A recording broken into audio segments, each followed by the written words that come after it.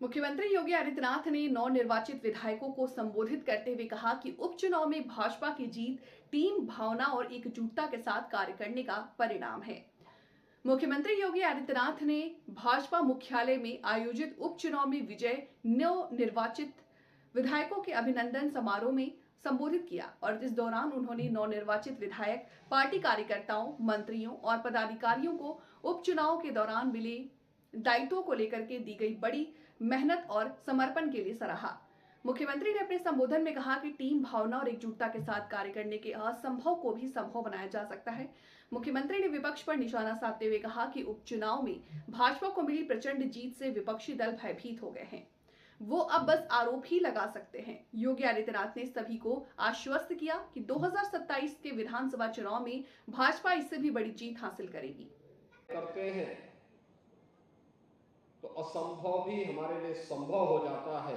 यह उपचुनाव के परिणाम ने हम सबके सामने साबित किया है। आदरणीय प्रधानमंत्री जी की प्रेरणा से, उनके मार्गदर्शन और नेतृत्व में भारतीय जनता पार्टी नेतृत्व की एनडीए ने जो सफलता प्राप्त की है, पहले हरियाणा में सरकार बनी और हरियाणा में तो हैट्रिक भारतीय जनता पार्टी ने बनाई है। अब महाराष्ट्र का भारी बहुमत भी आपके सामने है। उत्तर प्रदेश के अंदर उपचुनाव में 9 सीटों पर ये उपचुनाव हुए थे और लोग अपनी अपनी बातें वहां पर कहते थे। संगठन के साथ और मंत्रिमंडल के साथ जब हम लोगों की पहली बैठक हुई थी, तब तक प्रत्याशी नहीं तय हुए थे, लेकिन हम लोगों ने मानकर के तय किया था कि हम लोग हर हाल में 7 सीट बीजेपी और एनडीए मिलकर के जीते, इसकी एक रणनीति हमारी तैयार होनी चाहिए।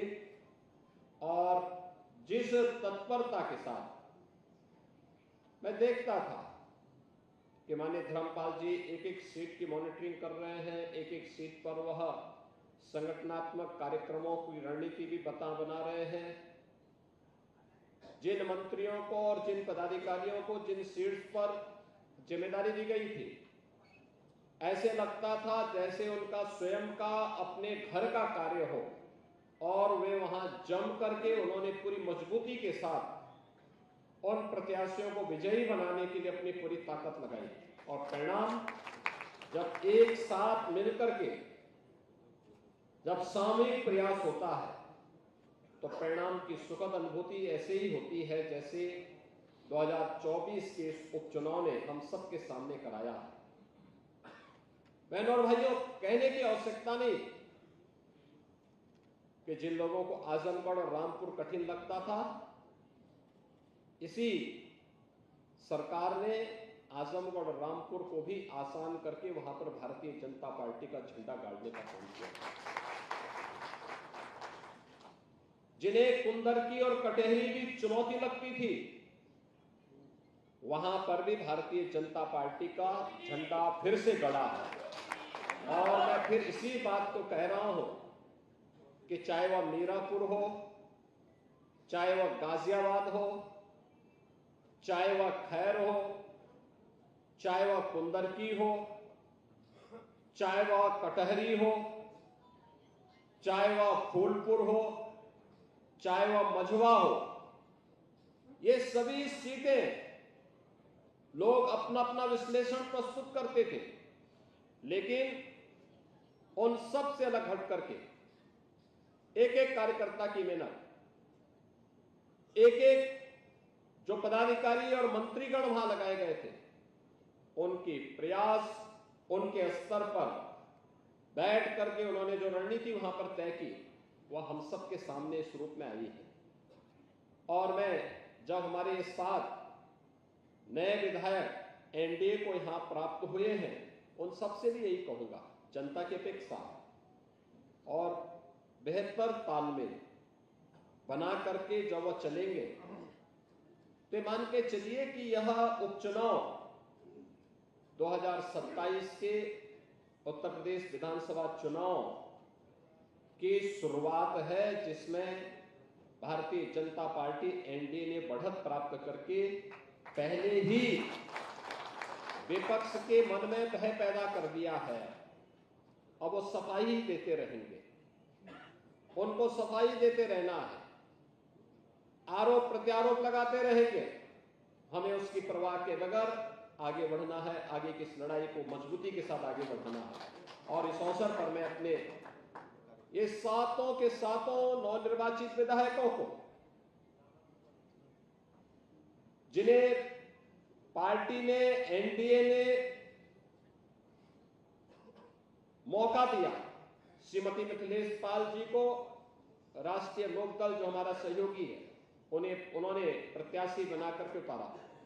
राष्ट्रीय लोकदल और भारतीय जनता पार्टी के कार्यकर्ताओं ने सामूहिक रूप से लग करके उन्हें विजयी बनाने में अपना योगदान दिया।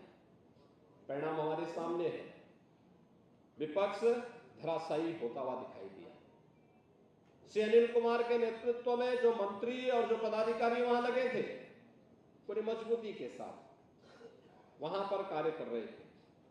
परिणाम हमारे सामने, विपक्ष दूर दूर तक नजर नहीं आ रहा था। ऐसे ही गाजियाबाद में हमारे वहां महानगर के ही अध्यक्ष वहां पर प्रत्याशी बने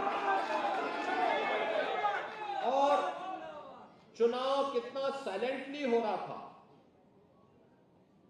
वह बताता था कि इसका यहां का परिणाम बताएगा कि हम विजयी होंगे, और परिणाम हमारे पक्ष में।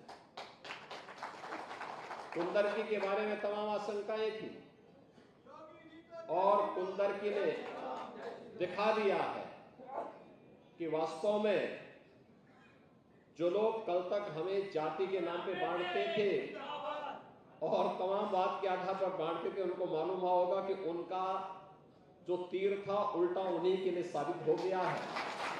और श्री रामवीर सिंह कुंदरकी में रिकॉर्ड वोटों से, आप सोचिए, एक ऐसी विधानसभा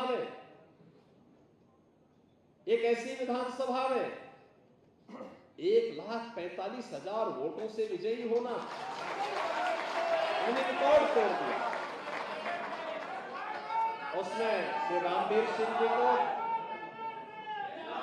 और मुरादाबाद के अपने सभी कार्यकर्ताओं का, वहां पर जो हमारे मंत्री लगे थे, धर्मपाल सिंह जी थे, श्री जेपीएस राठौर जी थे, श्रीमती गुलाब देवी जी थी, श्री जसवंत सैनी जी थे, इन सभी लोगों को, और सचमुच मैं जब भी फोन करता था तो मुझे सभी लोग वहां प्रेजेंट दिखाई देते थे।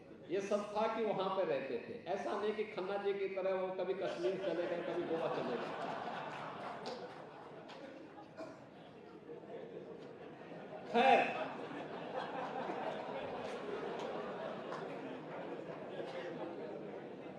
खैर में भी देखिए, खैर की सबसे बड़ी स्थिति ये थी, खैर में हमारे जो विधायक थे वह सांसद बने। खैर में पार्टी ने वहां पर